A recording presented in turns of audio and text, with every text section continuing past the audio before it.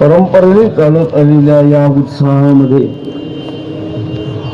आपणा सर्वांचं महत्भाग्य आहे पाटोदाकरांचं की नाथ महाराजांनी आपल्याला त्यांच्या चरणाजवळ जागा दिली असं म्हणायला हरकत नाही. दिली का नाही त्यांना माहिती आहे, पण ज्या अर्थी आपण इथपर्यंत आलो त्या अर्थी दिली म्हणावं. ज्या अर्थी आपण त्यांच्या चरणस्पर्शापर्यंत आलो त्या अर्थी आपल्याला ती पाया ती जागा आपल्यापर्यंत प्राप्त झाली असं म्हणायला हरकत नाही. योग्य अयोग्य नाथ जाणे. अशा स्वरूपाने आपल्याला या महत्भाग्याच्या स्वरूपाने पहिली दिंडी प्रतिवर्षाप्रमाणे आज आपण या ठिकाणी 15व्या वर्षाची सांगता करत आहोत. तसं आपलं 1 वर्ष अधिक स्वरूपाने विचार केला तर 16वं वर्ष आहे. पाटोद्यावरून पायी वाटचाल नाथांच्याकडे निघणारी हे 16वं आहे, परंतु दिंडीच्या माध्यमाने निघणारं हे 15वं वर्ष आहे. त्याची सांगता होत असताना श्रीमंत श्री जगद्गुरु तुकोबाराय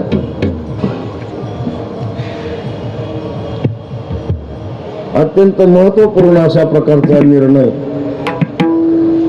या अभंगाद्वारे विदित करतात. अधिकार असतो महाराज, सर्व गोष्टी गौण ठरतात अधिकाराच्या पुढे. जोपर्यंत अधिकाराची जाणीव होत नाही तोपर्यंत हे सर्व असत्य गोष्ट वाटते. ब्रह्म सत्य असताना सुद्धा जगत सत्यत्वाची प्रचिती येते, कारण ब्रह्माची प्रचिती नसते. जोपर्यंत ब्रह्माची प्रचिती नसते तोपर्यंत जगत ही सत्यत्व ही भूमिका आपल्या अंतःकरणामध्ये ठसलेली असते, मनामध्ये ती भूमिका घेऊन उठलेली असते. जे असत्य असतं जे खोटं असतं त्याला आम्ही सत्य म्हणून चालतो, ही आपली नेहमीची भूमिका आहे मानवी जीवनामध्ये. त्यामुळे जगद्गुरु तुकोबारायांच्या बाबतीमध्ये, नाथ महाराजांच्या बाबतीमध्ये, नामदेवरायांच्या बाबतीमध्ये, सकल संतांच्या बाबतीमध्ये आपल्यामध्ये शासनकता निर्माण होते, विपरीत बुद्धी निर्माण होते आणि त्या विपरीत बुद्धीचा परिणाम आपण संतांच्या कार्यावरती, संतांच्या क्रियेवरती, संतांच्या आत्मविश्वासावरती, संतांच्या निश्चयावरती आणि संत जे बोलले त्याच्यावरती अविश्वास निर्माण होत असतो. त्याचं कारण विपरीत बुद्धी निर्माण होते. विठाला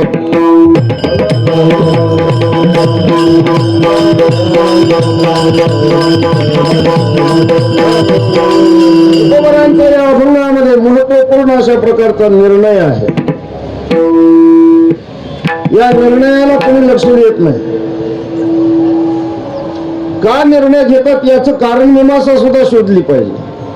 निर्णयात्मक बोलणं म्हणजे निश्चयात्मक बोलणं आहे. निर्णय देणं म्हणजे सर्व असं सहजासहजी नाहीये.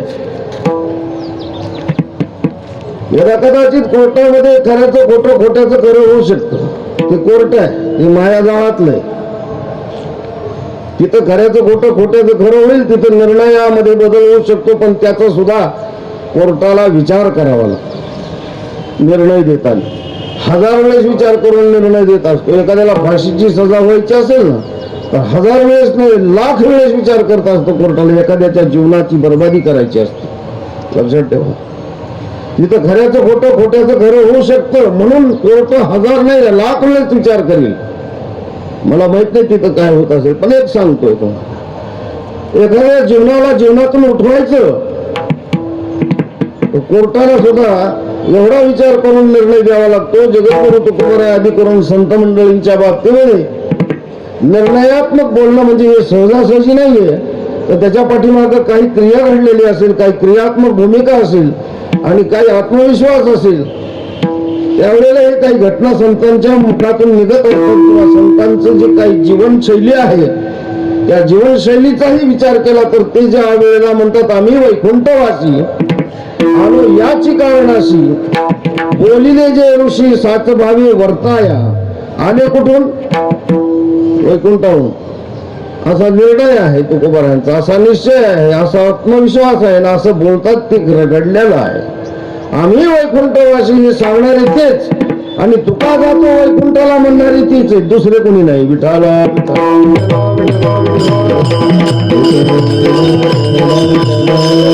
कारण विजेच्या संदर्भामध्येच हा उत्सव साजरा होतो. एकनाथ महाराजांची षष्टी आणि तुकोबारायांचा बीजोत्सव हे दोन्ही एकाच आठवड्यामध्ये आलेले हे उत्सव आहेत. म्हणून तुकोबारायांनी स्वतःच्या मुखाने निर्णय दिला. प्रयाण काळी देवी निळोबाराय वर्णन करतात. विमान पाठविले कळिकाळा माझी अद्भुत वर्तविले, मानव देह घेऊन निजधामा गेले. जय जय आजी स्वामी जगद्गुरु तुकोया दातारा, तारक तो सकळांचा जीवलग सोयरा. विचार करण्यासारखा भाग आहे. स्वतः तुकोबारायांनी सुद्धा याबद्दल निर्णय दिले. कुडी सहित तुका मुक्त झाला तुका, असं तुकोबारायांचे अनेक प्रमाण आपल्या लक्षात येतील की तुकोबारायांनी स्वतःच वैकुंठ गमन स्वतःच्या मुखाने तर सांगितलंच आहे, पण निळोबारायाने आरतीमध्ये त्यांचं वर्णन केलेलं आहे. असं का? तो घडलेल्या आत्मनिश्चयाची भूमिका आहे, घडलेल्या घटनेचा विषय आहे. नाहीतरी तुम्हाला आम्हाला विशेष असा असतो, जे अघटित घटना असते ना त्याच्याविषयी मनुष्य विचार करत असतो. जे कधी घडणारी गोष्ट नाही त्याच्याबद्दल मनुष्य संशय घेतो आणि त्या ठिकाणी त्याची बुद्धी असे फवारी मारत चालते. दुसरीकडे काही नाही, जे नित्याच आहे त्याला कोणी विचार करत नाही. विशेष विचार कोणाचा होतो, हे असं घडलंच नसेल, जे घडलं त्याच्याबद्दल जे घडलंच नसेल. कारण त्याच्या ठिकाणी जी व्यक्ती आरोप करते त्याच्या ठिकाणी स्वतःचा आत्मविश्वास नसतो एक, आणि मायाजाळाने तो अडकलेला असतो दुसरी बाजू आहे. त्याला नित्याचा व्यवहार माहितीये. जन्माला यायचं, जगायचं, जगायचं कसं तरी जगायचं आणि मरायचं शेवटी. हे चालणार माया विगाने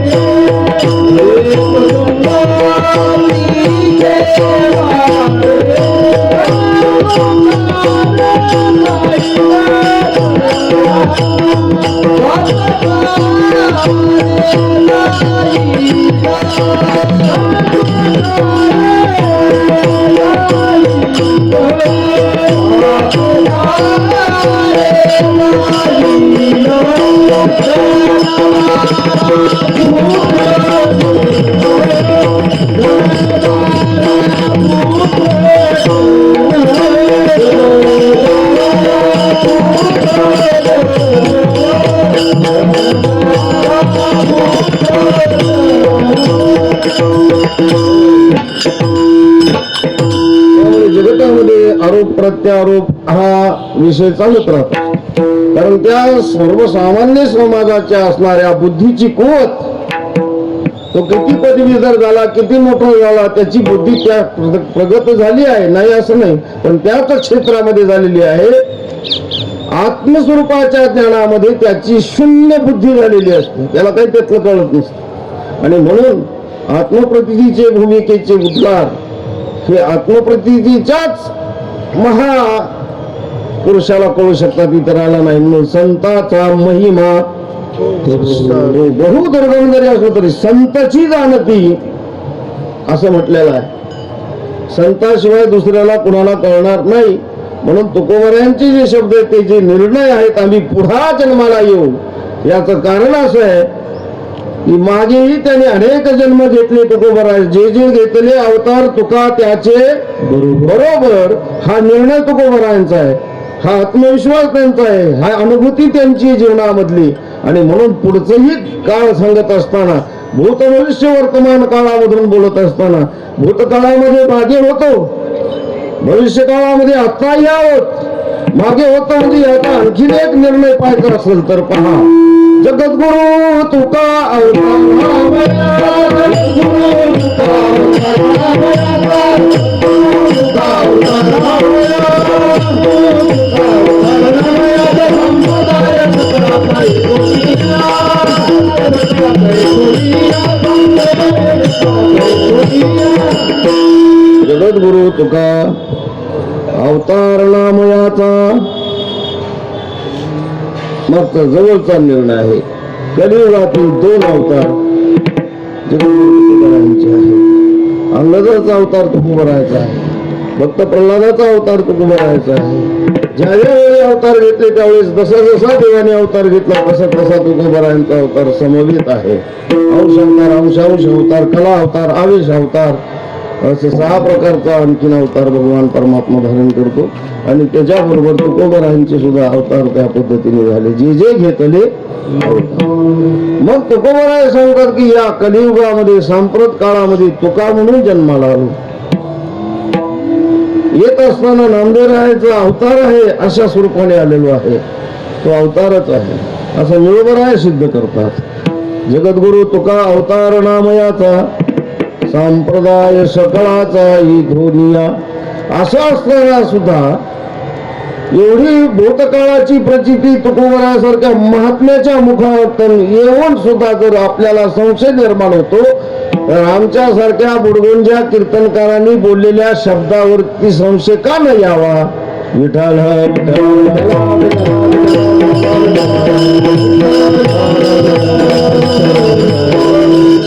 संशय घेणे हे माणसाची प्रवृत्तीच आहे. कुठे संशय घेत नाही असं नाहीच आहे. आणि ज्ञानोबरायांनी त्याचा छेद केलेला आहे. जर संशय घेताल तर महाघोर पातकामध्ये जाताल. पण आपल्याला तसं माहित आहे, ज्याचं कर्म आहे ते कर्म भोगतोय, तो का परेशान होतो. काही घेणे देणं नाही, काही अर्थार्थी संबंध नाही, तो त्याचा कर्माचा भोग भोगतोय. पण आम्ही मात्र इकडेच परेशान होतो. कसं करता तर आपल्यामध्ये संशय विपर्यास अत्यंत प्रमाणामध्ये आहेत. आणि त्यामुळे त्याचा परिणाम आज आपल्या वृत्तीवरती दिसून येतो. त्या वृत्तीचा परिणाम शब्दावरती येतो आणि शब्दाचा परिणाम मुखातून बाहेर पडतो. मुखातून बाहेर पडलेला शब्द सगळा हलकल्लोळ माजवतो जगतामध्ये, विश्वामध्ये. एवढा प्रभाव कुत्सित बुद्धीचा सुद्धा असतो किंवा कुबुद्धीचा असतो, अल्पबुद्धीचा असतो, हे त्याचं ठरलेलं आहे. हा विषय आहे महत्वाचा. पण संतांच्या बाबतीमध्ये कुठलाही विषय संशयात्मक नसावा. ब्रह्मस्वरूपाच्या बाबतीमध्ये कुठलाही संशय नसावा. त्या संशयाची शांती करण्याकरता नाना तऱ्हेचे शास्त्रार्थ केलेले आहेत. वेद तिच्यासाठी निर्माण झालेला आहे की या अनेक जगतामध्ये अनेक प्रवृत्त्या निर्माण होतील, अनेक प्रकारचे स्वभाव, व्यक्ती तितक्या प्रकृती आणि प्रकृती तितके स्वभाव, असा हा शास्त्रीय भूमिकेतला भाग आहे. आणि त्यामुळे अनेकांच्या ठिकाणी अनेक प्रकारचे संशय निर्माण होण्याची पुढे शक्यता आहे आणि असतेच. हे ठरलेलं कार्यक्रम आहे. कारण जीव म्हटलं की अनेक प्रकारच्या भोगातून, अनेक प्रकारच्या कर्मातून तो जन्माला येत असतो. तसं तुकोबराय कर्माच्या भोगातून जन्माला आलेले नाही, तर तुकोबराय स्वयंसिद्ध अवतार आहेत, स्वयंसिद्ध आहेत. तर सर्व संतांचं तसं आहे. शांती ब्रह्म एकनाथ महाराज त्याच स्वरूपाचे आहेत. भानुदासाचे कुळी महाविष्णूचा अवतार, महाविष्णूचा अवतार. क्षेत्र प्रतिष्ठान, क्षेत्र प्रतिष्ठान वस्ती गोदावरी तीर.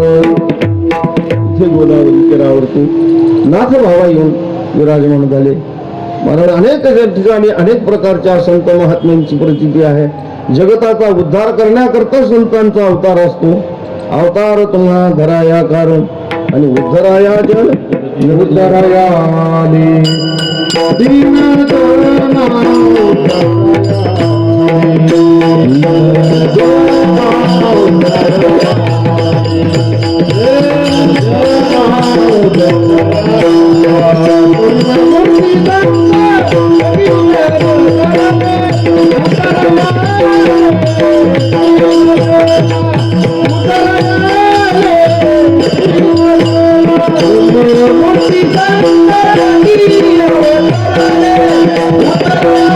Thank you.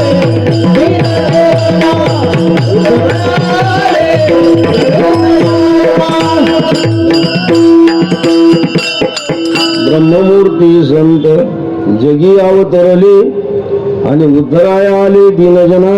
त्या दिवशी आपण कीर्तनामध्ये ऐकलं असेल, हरिभक्तीपरायण मच्छी महाराजांनी सांगितलेला विचार टिपला गेला पाहिजे. आपल्याकडून टिपला जात नाही. कीर्तनकारांच्या मुखातून निघणारा विषय टिपला गेला पाहिजे. कशाने टिपायचं? तोंडाने नाही, बुद्धीने टिपता आला पाहिजे. शांतीला शांती कशी बघण्याकरता गेली ती ब्रह्मरूप झाली. त्याला शांती ब्रह्म म्हणतात. शांतीनाथांच्या दारामध्ये आली. मला पाहिजे मी शांती म्हणजे काय असा विषय सांगतो. ब्रह्ममूर्ती संत जगी अवतरली. संत हे ब्रह्मरूप आहेत म्हणून शांती त्या ठिकाणी ज्या वेळेला तिचं मुख पाहायला गेली म्हणायचं किंवा तिचं अनुभूती घ्यायला गेली ती ब्रह्मरूप झाली. म्हणून नाथाला शांती ब्रह्म म्हणतात असा विषय त्या दिवशी झाला. शिट्टी पण केलं पाहिजे. विठाला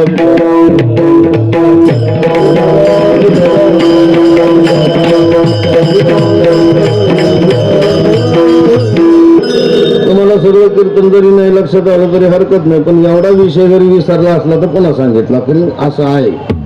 आणि म्हणून ब्रह्ममूर्ती संत जगी अवतरले आणि उद्धराया आले. दीनजनाचा उद्धार करण्याकरता म्हणून संत महात्म्यांचा अवतार असतो या कलियुगामध्ये. आणि त्यांची जी जी क्रिया असते, जे जेही बोलणं असतं ते सत्यत्वाला धरून असतं, मिथ्या कधीच नाही. म्हणून त्याच्यावर संशय घेऊन आहे ना अशा संत वाङ्मयावरती, संत विचारावरती, संतांच्या आचारावरती संशयावनी घोर आणि पाप नाही थोर ही नाशाची वागोर प्राणी अशी ज्ञानोबराय वर्णन करतात की ज्याच्यावर जर आरोप प्रत्यारोप आपण आपल्या बुद्धीने जर निकष काढून किंवा संशय घेऊन जर करत गेलो तर त्याचा काय परिणाम होतो? विपरीत परिणाम होतो. अरे कबीरदासजी म्हणतात, अरे करेगा असो तो भरेगा. जो करेल तो भरेल, त्याचं तो पाहिल. तो केव्हा दिलगीर पाहिजे? तो कमून उदास होतो. आता राज्य मोदीला करायचं आहे आणि आमचीच परेशानी. त्यांनी तसं नव्हतं करायला पाहिजे. तू जाऊन बस त्या जागेवर आणि करून दाखव. जमेल काय? जमेल का? एखाद्या आमदाराने आपलं काम नाही केलं ते आमदार चांगलाच नाही. तू आमदार म्हणून दाखव. स्वतःच्या घरातलं मत पडत नाही. रक्षा करण्याला महत्व नाही. तसं संत महात्म्यांच्या बाबतीमध्ये ज्या वेळेला मनुष्य काही आरोप करतो त्यावेळेला त्याला एकच भूमिका लक्षात घ्यावी मानवाने, यावत सर्व जगतातल्या मानवाने. किंबहुना जर नाही जगतामध्ये तुम्हाला धरता आलं तर हरकत नाही, जगत तर आहे त्या मार्गावरती. आता पण जगताची भूमिका अशी आहे की निदान भारताच्या स्वरूपाने ज्या जन्माला आलेली जी भाग्यवान आहेत भारत भूमीमध्ये त्याने त्याच्यासाठी की आपण संत म्हणून त्या विचाराचा विचार करावा. जोपर्यंत आपण संत होत नाही तोपर्यंत आपल्याला त्यावरती कुठलाही निर्णय अथवा त्याच्यावरती कुठलाही बहस करण्याचा आपला अधिकार नाही. जोपर्यंत आपण संत या पदाला पोहोचत नाही तोपर्यंत त्याचा अर्थ करावा जरूर, त्याचं आचरण जरूर करावं, त्याचे विचार जरूर करावे. त्याच्यावरती काहीतरी फालतू चर्चा करण्याचा आपल्याला अधिकार नाही. अधिकार संभवेल पण तुम्ही संत व्हा. विठाला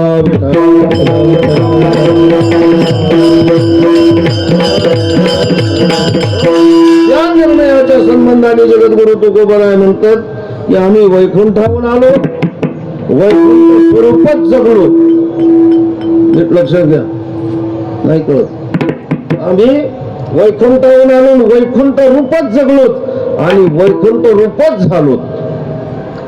आणि पुन्हा जर यायचं असेल तर आमची इच्छा आहे तर आम्ही जरूर येणार. काय येणार, कशासाठी येणार, याचं पहिल्या चरणामध्ये येणार.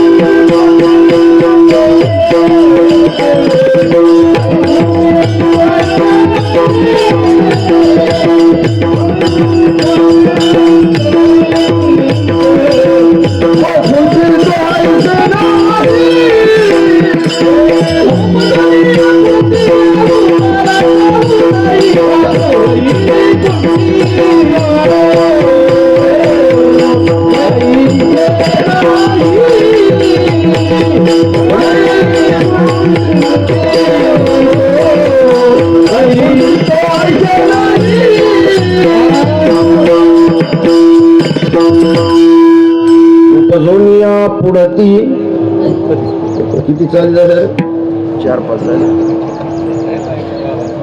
उपजोनिया पुढती येऊ आणि काला खाऊ दही भात.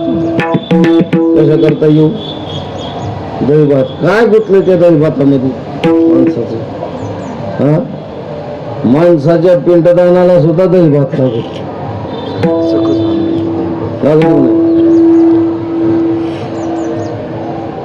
पिंडदान करताना सुद्धा दही भातच लागतो.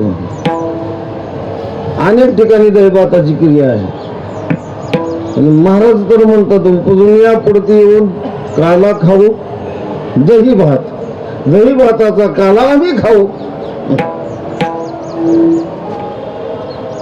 विचार करा, दही भात ही न मिळणारी जिन्नस नाही, सहज प्राप्त असणारी गोष्ट आहे. जेवढं खायचं तेवढं खायला मिळतं. मेल्यावर सुद्धा त्याचा निवेद त्या दही भाताचाच असतो या पिंडात. मला सांगा, या दही भातात आहे काय वैशिष्ट्य? वस्तुजन्य स्वरूपाने दही भाताची चव काही अलगच आहे. कारण सगळ्या चवीमध्ये वेगळी चव आहे. ज्याला चव चाखता येते. आणि असली जर्शीचं दही असलं पाहिजे. जर्शीचं नाही, गावरान गाईचं किंवा म्हशीचं दही असावं. आणि गावरान तांदूळाचा भात असावा. आता तुम्ही मिटक्या मारा, ते मिळणं मुश्किल झालं, आता दुर्मिळ आहे. आणि मग ते दही आणि भात, त्याच्यात साखर टाका, तूप टाका आणि मग त्याचा स्वाद घ्या. त्यामुळे आयुष्याची वृद्धी होते, चित्ताचं समाधान होतं, विचाराची प्रगल्भता होते. अनेक प्रकार आहेत त्याच्यामध्ये. शरीराची प्रकृती ही शरीर निरोगी होतं. शरीराला शीतलता निर्माण होते, शांतता निर्माण होते. मूळ व्याधीसारखे रोग होत नाहीत. झाले असले तर नीट होतात. आणि त्यासाठी दही भात नेहमी खावा लागतो. पण दही भात एकदा खायचं, संध्याकाळी झोपताना अर्धी हाणायची म्हणल्यावर कसं नीट होईल? विठाला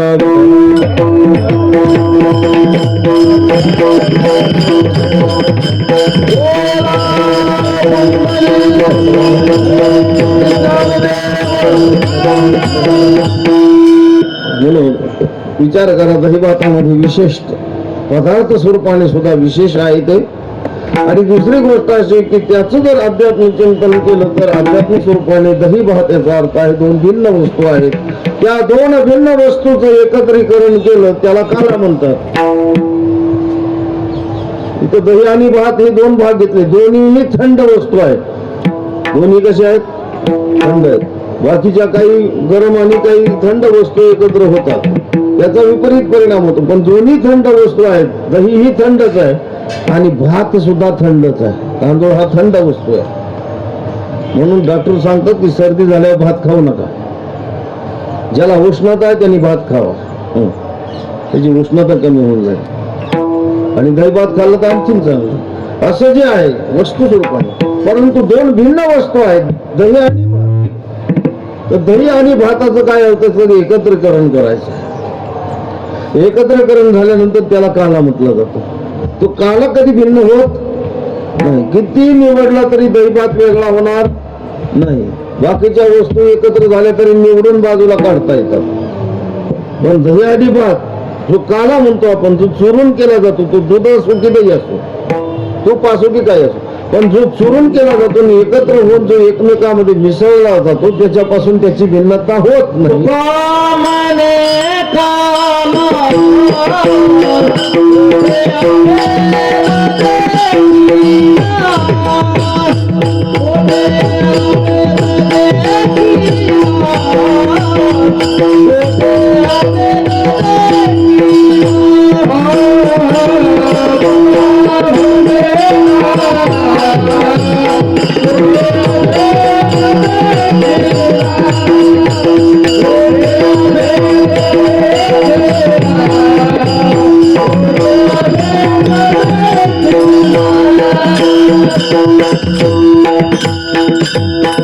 तुका म्हणे काला आणि कुठे अभेद देखील अभेद अशा प्रकारे भेदच नाही त्याच्यामध्ये.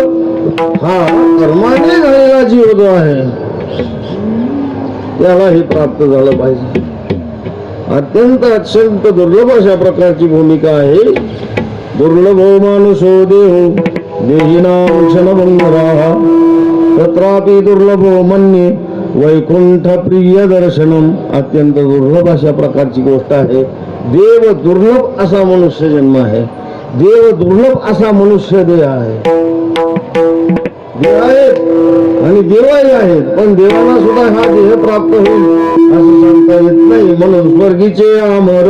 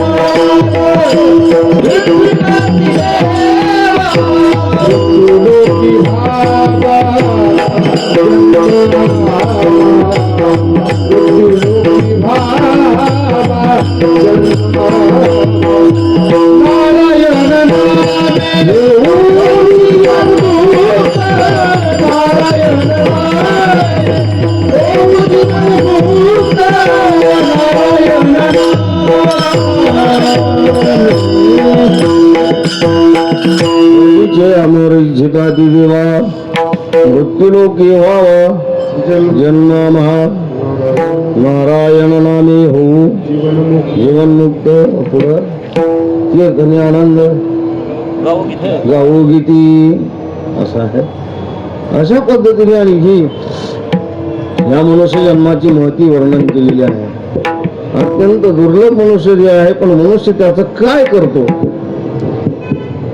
त्या मनुष्य जीवनामध्ये प्राप्त झालेला जीव जरी कर्माने घेऊन आलेला असला तरी संतांच्या पचरण सेवेजवळ गेल्यानंतर, संतांच्या कृपेमध्ये गेल्यानंतर, संतांच्या आशीर्वादाने, त्यांच्या स्पर्शाने आपल्या वृत्तीमध्ये बदल होत असतो. एवढी ताकद संतांची आहे. आणि मग नारायण नाम हे त्यांच्याकडून प्राप्त होतं. नारायण नामे हो जीवनमुक्त. जीवनमुक्त अवस्था ही याच डोळा उपभोगायला मिळेल अशी शाश्वती. मेल्यावरचा मोक्ष नाही, जिवंतपणी. लोक मेल्यावर होते त्याला मोक्ष द्या, त्याला मुक्ती द्या. आता तुझ्या इथं पिंडाला पाणी घातल्याने त्याला मुक्ती मिळेल हे कशावरून ग्राह्य धरायचं. मोठा अवघडच आहे की नाही गणित. सगळे क्रियाकर्म दाखवून दिलेले आहेत. ते क्रियाकर्म आहे ते करावे लागतात. प्रायचित्त कर्मामध्ये मोडलं जातं ते. मग ते प्रायचित्त कर्म करावे लागतात. प्रायचित्त कर्म हे आपल्या समाधानासाठी करावे लागतात. वास्तवता त्याची ती मोक्षाला गेला का नाही हे आपल्याला इथून दिसणार आहे का? कॅमेरा फिमारा लावलाय का? सीसीटीव्ही लावलाय का? पुढे काय चाललंय बघायला इथं काय करणार नाही. फक्त एवढंच आहे की शास्त्रार्थ आहे प्रायश्चित्त कर्म करावं. काही काम्य कर्म आहे, काही प्रायश्चित्त कर्म आहे, काही निमित्त कर्म आहे, काही नित्य कर्म आहे. अशा कर्माचे विभाग आहेत वेगवेगळ्या प्रकारचे.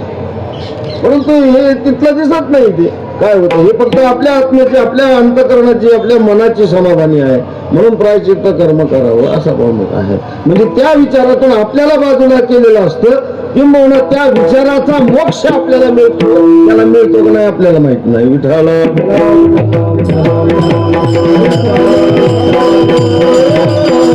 त्याच्यापासून आम्ही परावृत्त होतो. ते विचार जे आपल्या डोक्यामध्ये घुंगत असतात की आपला पित्र तृप्त झालेले नाहीत, हे विचार जे आहेत त्या विचारापासून तृप्त होण्याची प्रायश्चित्त कर्म केल्यानंतर त्याच्यापासून आपण ज्या वेळेला बाजूला जातो, ते विचारापासून आपण मात्र मुक्ती मिळवतो. त्याला मिळते का नाही माहित नाही. असं पुन्हा एकदा सांगितलं, नीट लक्षात ठेवा. पुन्हा विचारा. विठाला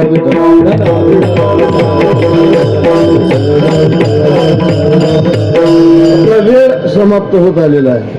नाविलाज थोडंच बोलावं लागतं, जास्त बोलून करायचं काय? मी काय पाठांतरातला बोल नाही. आता पाठ करायचं मध्ये येऊन बोलायचं, आपलं काय भानगडी नाहीत माझ्यापासून. उभं राहील जे जे सांगाल ते सांगायचं, बस संपलं, मोकळं व्हायचं.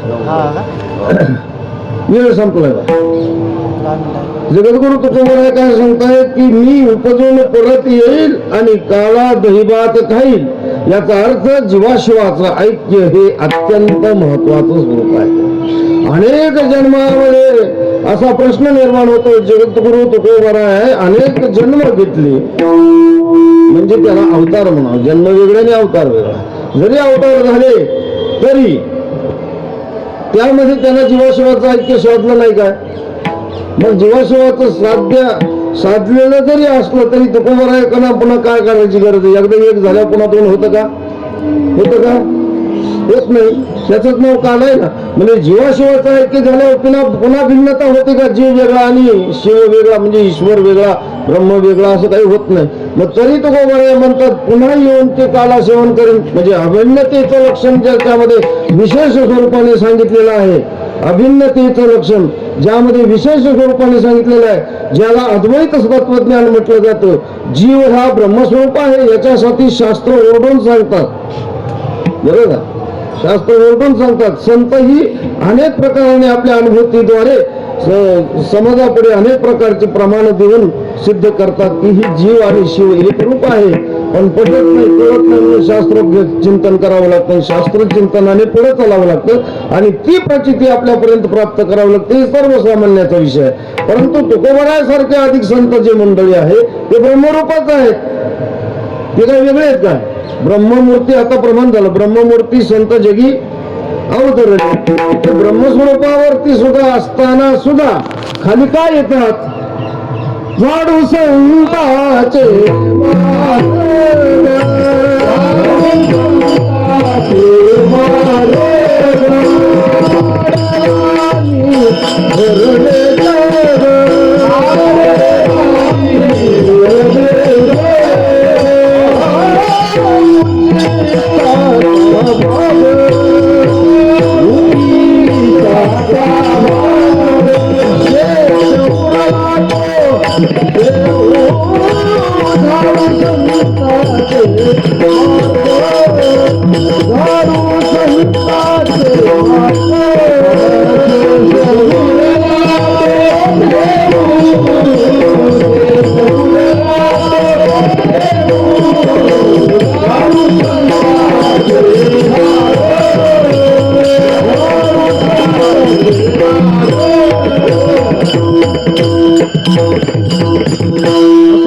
स्वरूपाला प्राप्त झालेले संत सुद्धा सांगायचं कारण असा एक कारण हे सांगितलं मार्ग भरले जग उच्चिष्टाचा भाग शेषवरला तो सेव पुन्हा पुन्हा तो सेवन करण्याचा आनंद प्राप्त असतो. खादण्याची खावे वाटे, भेटले भेटे आवडी असं आहे. अंतकरणाची क्रिया आहे, मनाची क्रिया आहे.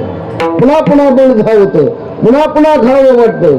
पुन्हा पुन्हा एकदा कोणाचे खाल्ले पोटभर खाल्ले पुन्हा खाऊ वाटतच नाहीत का? खाऊ वाटत इतके खाऊ वाटतील की डायबिटीस होऊन तर खाऊ वाटत नाही खाऊ वाटत. असा कोण बहादर निघला तो एकच न खाणारा असतो की ज्याला डायबिटीस झालेली नको. त्याचा त्याग संभवत नसताना सुद्धा करावा लागतो बळजबरी नाही तर रोग वाढत म्हणून ते त्याचा त्याग करतात. पण मनातून नसतो मनातून भीतीपोटी असतो. मनातून असतो का भेळ असतो त्याच्यामध्ये साखर आहे काहीची नाही असं आहे. पण खावं वाटतं हे निर्विवाद सत्य आहे. जे खाल्लं म्हणजे जे अनुभवाला आलं ते पुन्हा अनुभव घ्यावा वाटतो असा अर्थ आहे. जे खाल्लं ते पुन्हा खावं वाटतं जे अनुभवाला आलं ते पुन्हा अनुभवावं वाटतं. याचा अर्थ काय आहे? ज्या अनुभवात संतांच्या त्याच्यासारखं समाधान कुठे नाही. म्हणून उपजवून या पुढती येऊ काना खाऊ दही भात. याचा अर्थ जीवाशिवाचं ऐक्य जरी झालेलं असलं ते ब्रह्मस्वरूप जरी असले तरीही पुन्हा आनंद उपभोगण्याकरता सुख उपभोगण्याकरता हे वैकुंठात मिळणार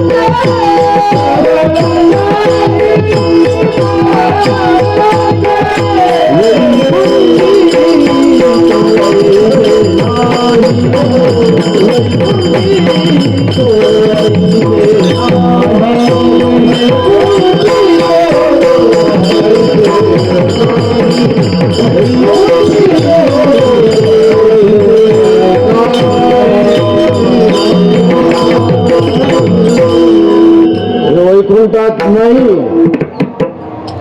जीवाशिवाचं ऐक्य नाही पण नियम आहे म्हणून मी वैकुंठाला गेलो.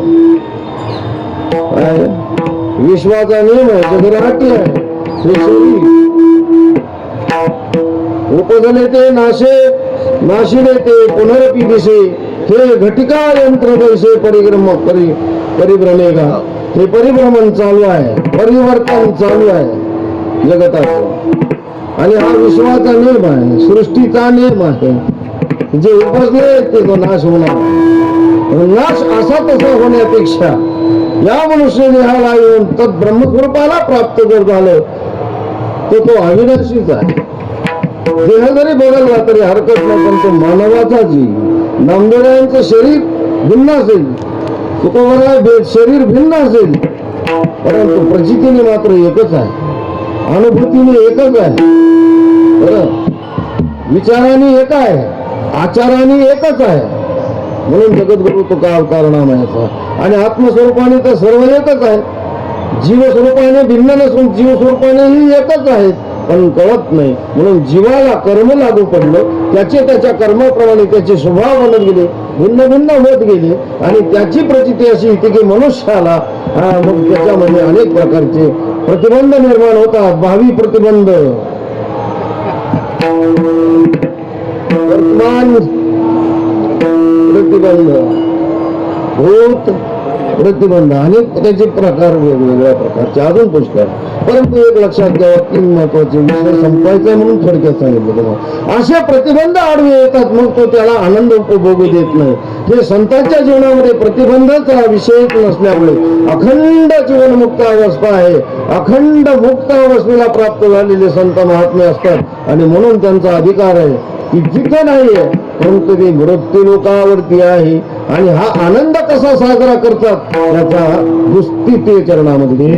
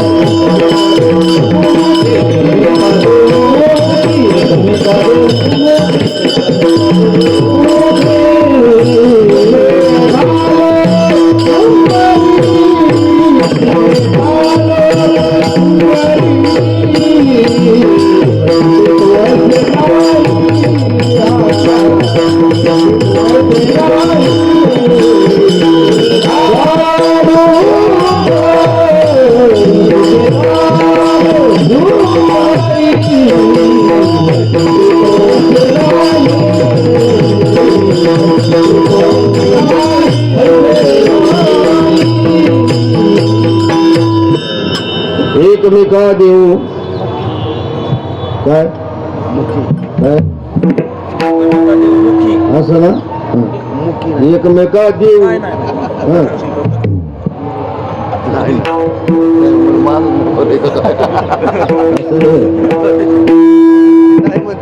एकमेका देव मुस्कडात त्यांनी त्याच्या मुस्कडात हल्ली, त्याच्या मुस्कडात हल्ली, त्यांनी त्याच्या धोबाडीत हल्ली, त्यांनी त्याच्या धोबाडीत हल्ली.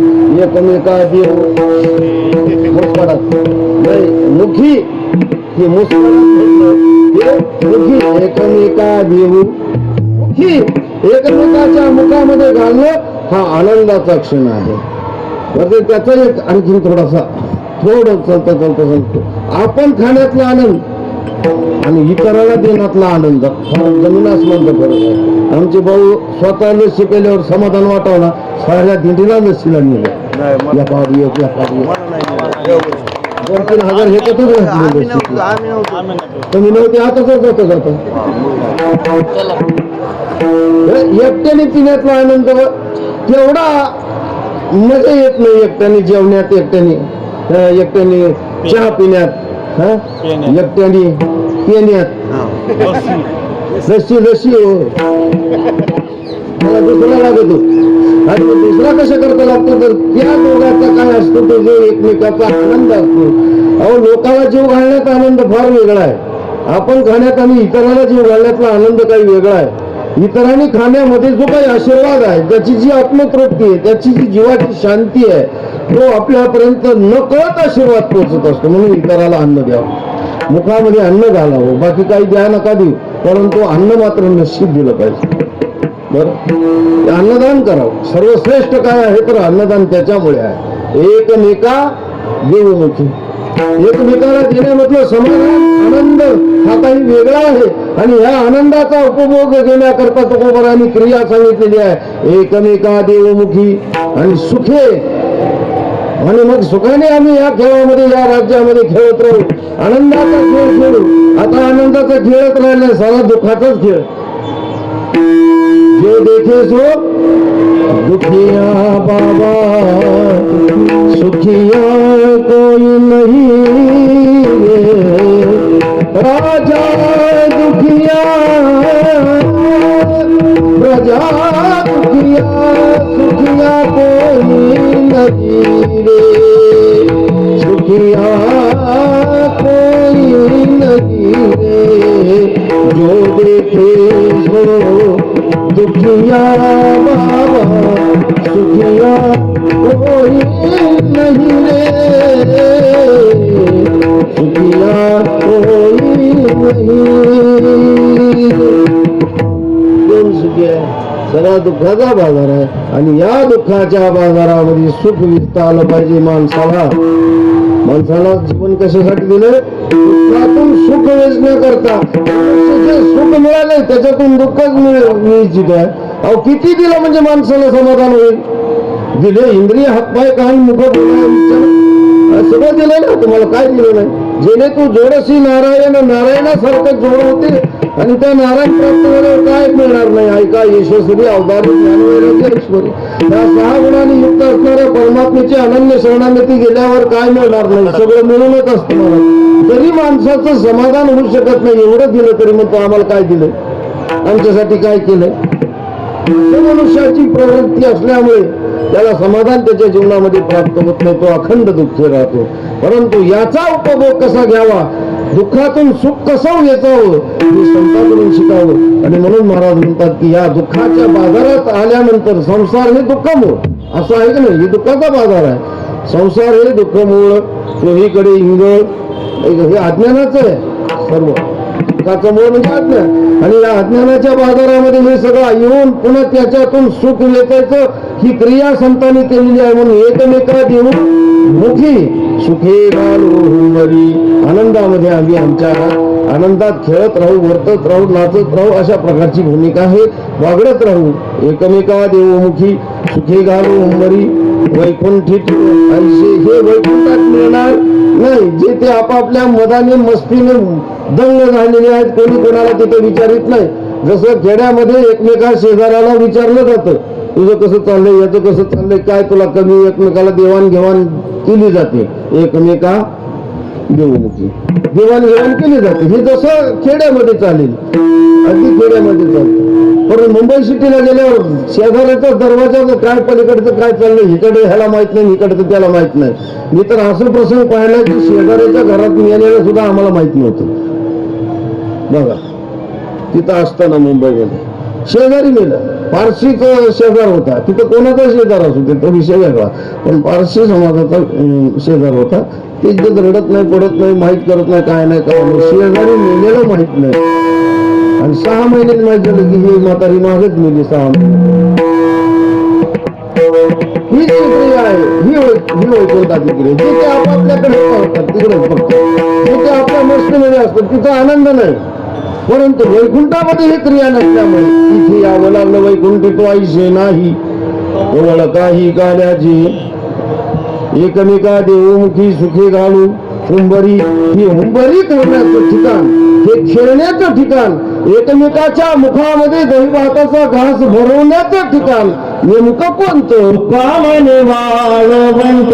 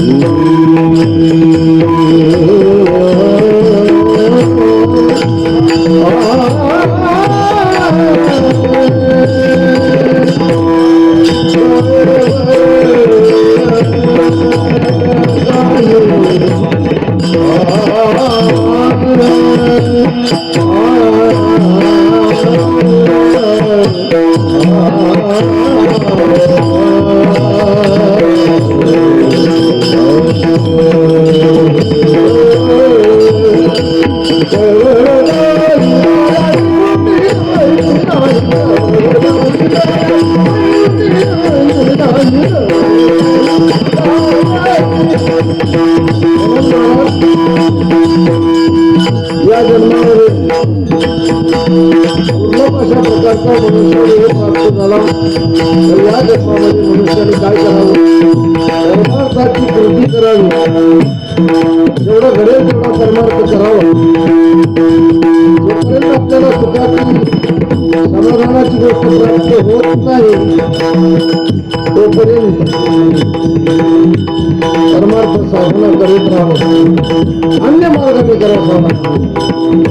कीर्तन, भजन, प्रवचन, दिंडी, झेंडा, दिवस, विमा, भजन, टाळ, मृदंग अशा विविध सेवा, विविध जे सेवेचे फळ प्राप्त होत असतो वाया जाणारी गोष्ट नाही.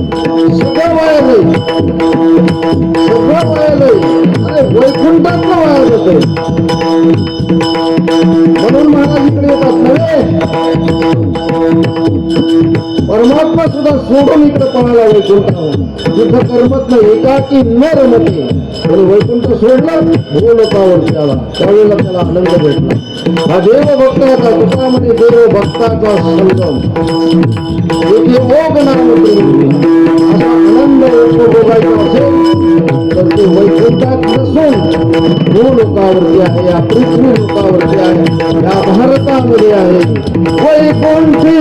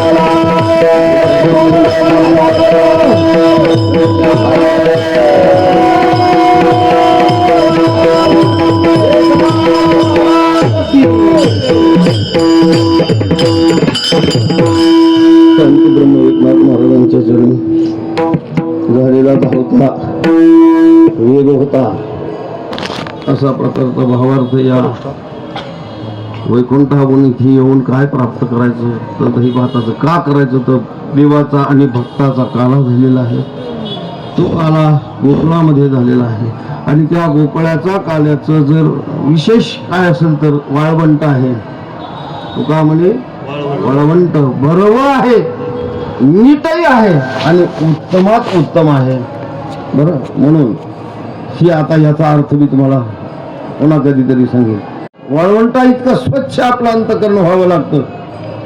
बरं, तिथं काडी सुद्धा उगवत नाही असं अंतकरण व्हावं. तिथं कधी घाण होत नाही. पाणी आलं तर ते वाळून पाणी स्वच्छ होत जातं पाणी. वाळू काय करते त्याला फ्रेश करत, म्हणून वाळवंटाला महत्व आहे. इतकं स्वच्छ अंतकरण असावं. तिथं काला होतो, तिथं जीवाशिवाचं इतकं होतं. एरवी किती ज्ञान पाजळलं, किती काय केलं, किती कीर्तन केलं, किती भजन केलं, किती काय केलं तर ते स्वच्छ अंतकरण असेल तिथं काला होणार नाही. अंतकरण शुद्धी असेल, स्वच्छता असेल तिथं निश्चित काला होईल. महाराज, आपण सर्वजण या ठिकाणी आलात. पाठोबा ते पैठण नाथ महाराजांची सेवा केली. आता याबद्दल धन्यता म्हणायचं नाही, याला आभार म्हणायचं नसतं. ही सेवा आपल्याकडून आणून करावी अशी प्रार्थना नाथ महाराजांना आपण सर्वांनी करावी. ते त्याचं महत्व आहे. ते विनेकरी असतील, झेंडेकरी, टाळकरी, तुळशीवाले, गायनाचार्य, वादनाचार्य, हरिभक्तीपरायण विशाल महाराजगिरी यांनी आपल्या विद्यार्थ्यांसह या ठिकाणी काय केलेलं आहे, ही सेवा केलेली आहे. धन्यवाद आहे त्यांना. ती घडलं पाहिजे, कारण बालगोपाळ असं केलं म्हणून धन्य आहे. व्यक्ती आले असतं तर त्यांनी पुन्हा विनंती करावी, मला परत आण बरं, आता बी करावी. ते यांच्यासह केली, ती वारी त्यांच्यासह घडली. विद्यार्थ्यांचं महत्व आहे. आज पुढची पिढी निर्माण करायची असेल तर याची अत्यंत आवश्यकता आहे. आमच्या बेलेश्वर वारकरी शिक्षण संस्था बेलेवाडी पाटोद्याजवळ आहे आणि संस्थांची अगदी त्या संबंधातील एक घटक आहेत ते संस्थांची, विद्यार्थी संस्थांची मेंबर आहेत. आणि त्यामुळं हे सगळं काही त्यांना हे चालवायचे, पुढे चालवायचं आहे. आमचं आता किती राहिलेलं आहे, आता आम्ही मार्गाला चालणारी माणसं आहे. परंतु एक लक्षात ठेवा, कधी मनुष्याचं काय होईल हे सांगता येणार नाही. परंतु एक महत्वाची गोष्ट आहे, मनुष्य जीवन आहे तोपर्यंत हे करत राहू, कर्मार्थ करत राहावा. आमच्या हरिभक्तीपरायण उत्तरेश्वर महाराज आहेत, आमचे कृष्णा महाराज वैद्य आहेत, आमचे दत्ता महाराज आहेत, बंडू महाराज आहेत, आमचे सस्ते महाराज आहेत, नेमीनाथ महाराज सस्ते, आमचे पाटील आहेत, विकास पाटील, गिरे महाराज आहेत, आमचे दादा आहेत, दाजी आमचे, ही सर्व मंडळी वारकरी मंडळी आहे, सर्वच वारकरी मंडळी आहे. या सर्वांच्या समवेत आणि ही वारीचा आनंद आपण उपभोगत आहोत. हाच आनंद खरा आहे आणि यालाच काला म्हणायचं असतं. अजून काय बघायचं, चित्रपट वाणी पानमृसलकदलं तत्फलान्यंगुलेषु परिहारो हासे अन्नर्मदी स्वे स्वर्गलोके विशति भुवजे यज्ञ भुग्बाल गिरी